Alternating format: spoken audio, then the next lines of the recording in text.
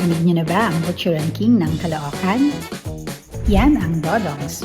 The original Butcheron sa Block 1, Lot 1, SM Bernardo Avenue, Silanganan Subdivision, Liano North, Caloocan.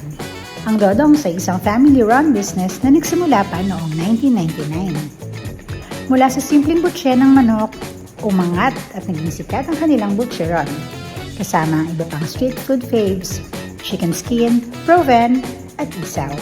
Ayan, nakulo na yan. Natimplahan na yan. Opo, O ang timpla yung hinahalo na. itong butcheron may timpla na. Nung kinulo. Opo. At dahil nga masarap at binabalik-balikan, nag-trending ito at na-feature na rin sa TV, mga online vlogs at food reviews. Magkano yan? Pag umorder ka. 20 pataas. 20 pataas. Gano'ng karami yung 20? 40 grams. Tapos may masarap na suka yan. Mayroon po. Gusto ko nang kainin. Kanino recipe yan sa'yo? Opo, ma'am. Sa'yo mismo. Binata ka pa recipe mo na. Mahilig ka magluto? Magpamilya na kami. Pamilya. Sino mahilig magluto? Si Mrs. Si Missy. So, recipe mo to. Anong pangalan mo, Nay? Eva.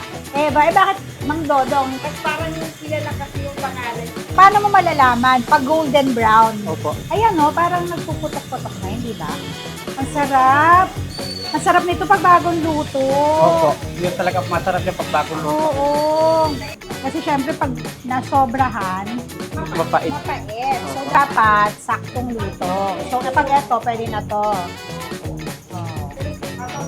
Ang sarap.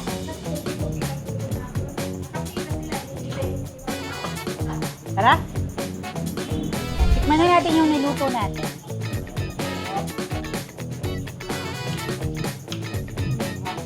Sarap. Kapag ito masarap, maraming suka. Sarap ng suka. Tikman natin yung isaw. Sarap din to. Ito rin yung mga tinitindang nakakak. Diba?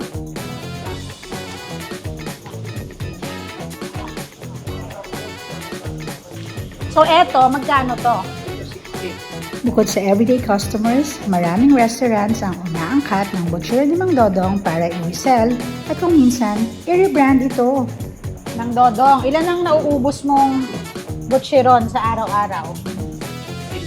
15 kilos. Eto, kalahating kilo, 300. Eto puwet.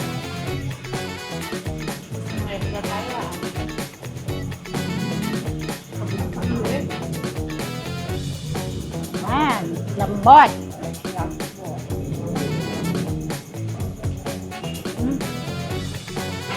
Lambot. Sarap. Tikman natin. Sarap. Sarap. Isaw na isaw.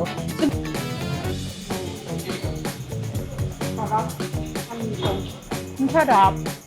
Dito maraming masarap kasi it's Caloocan!